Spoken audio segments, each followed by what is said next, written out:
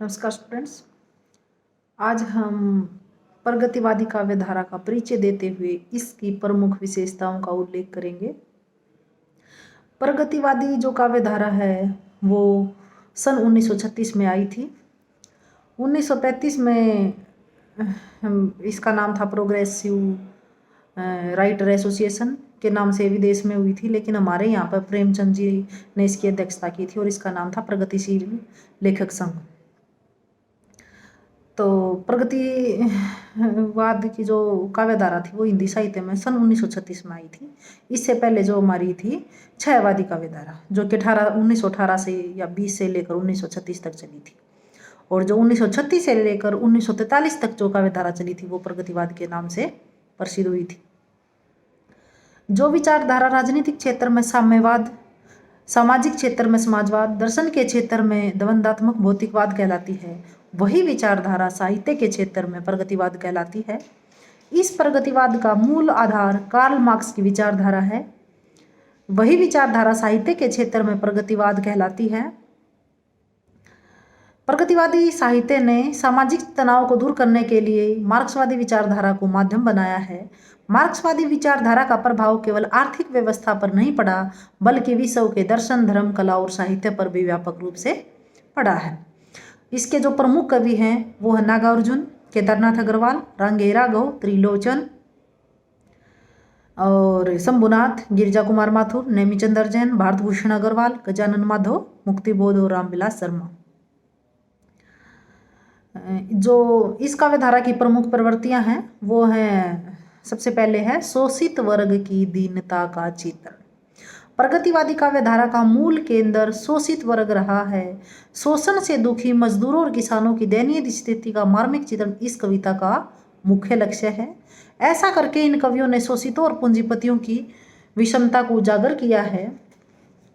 इस संबंध में दिनकर जी की एक कविता का भी उदाहरण है कि सवानों को मिलता वस्त्र दूध, भूखे बालक अकुलाते हैं, माँ की हड्डी से चिपक ठिठुर जाड़ों की रात बिताते हैं।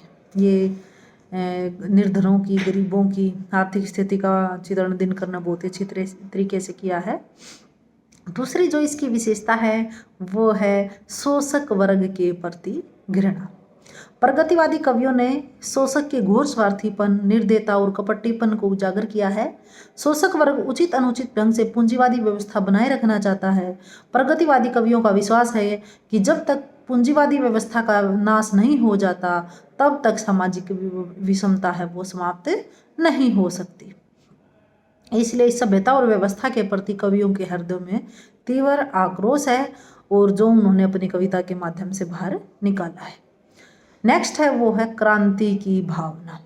शोषक और शोषित वर्ग में समानता लाने के लिए, प्राचीन परंपराओं रूढ़ियों को नष्ट भ्रष्ट करने के लिए प्रगतिवादी कलाकार के पास एकमात्र साधन है क्रांति। कवि क्रांति का अभियान करके जीर्ण शीर्ण रूढ़ियों और परंपराओं को जड़ से उखाड़ फेंकने के लिए कविता करता है और उसको उखाड़ फेंकने में ही अपना गौरव समझता है। वह सामाजिक और राजनीतिक दुर्व्यवस्था से पीड़ित होकर विप्लव गान करता है। गा कोकिल बरसा पावक कर्ण, नष्ट भ्रष्ट हो जीर्ण पुरातन। नेक्स्ट जो इसकी विशेषता है वो है मार्क्सवाद में आस्था। इस युग के कवि साम्यवाद के प्रवर्तक मार्क्स और रूस के गौरव के गीत गाते हैं। प्रमुख प्रगतिवादी कवि पंत ने मार्क्स को प्रलंकर शिव का तीसरा नेत्र बताया है। उसके विचार में साम्यवादी ही मानवता का कल्याण करने वाला है। साम्यवाद के साथ सवर्ण युग करता मधुर पदार्पण, ये भी एक लाइन कविता की लिखी हुई है। नेक्स्ट है वो है नारी के प्रति यथार्थवादी दृष्टिकोण। प्रगतिवादी कवियों ने नारी के चित्रण में भी यथार्थवादी दृष्टिकोण का परिचय दिया है। नारी पुरुष की भांति स्थूल सृष्टि का अंग है। प्रगतिवादी कवियों ने रूपसी नारी का चित्रण न करके कृषक बालाओं और मजदूर स्त्रियों का चित्रण किया है। उनकी दृष्टि में नारी भी मजदूर व किसान की भांति शोषित और पीड़ित है। प्रगतिवादी कवि नारी की मुक्ति के लिए आवाज बुलंद करते हैं और कहते हैं, उसे मानवी का गौरवपूर्ण सब तो दोनों तन, उसका मुख जग का प्रकाश हो, उठे अध अवगुठन। नेक्स्ट जो इसकी विशेषता है वो है सामाजिक जीवन का यथार्थ चित्रण। प्रगतिवादी कविता में यथार्थ का स्वर प्रमुख है। इस काल के कवियों ने अपनी लेखनी के माध्यम से सामाजिक जीवन का यथार्थ चित्र प्रस्तुत किया है। कवि ताजमहल के प्रति व्यंग्य करते हुए कहता है, हाय मृत्यु का ऐसा अमर अपार्थिव पूजन, जब भीषण निर्जीव पड़ा हो जग का जीवन। नेक्स्ट जो इसकी विशेषता है वो है वर्तमान समस्याओं का चित्रण। प्रगतिवादी कवि देश और विदेश की समस्याओं के प्रति सजग रहा है। उसने विश्व के मानवतावादी दृष्टिकोण को अपनाया है और इसके द्वारा अपनी कविताओं के माध्यम से जीवन का वास्तविक रूप को प्रतिबिंब करने में सफल रहे हैं। हिंदुस्तान पाकिस्तान विभाजन,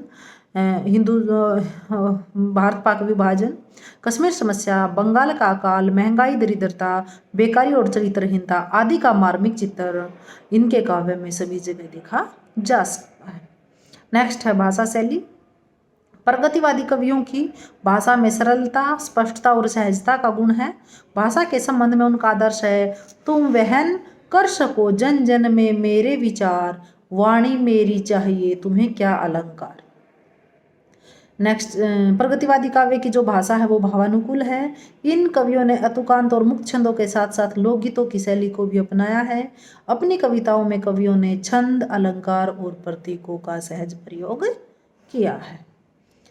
तो इस तरह से हमारी ये प्रगतिवाद की विशेषता है। धन्यवाद।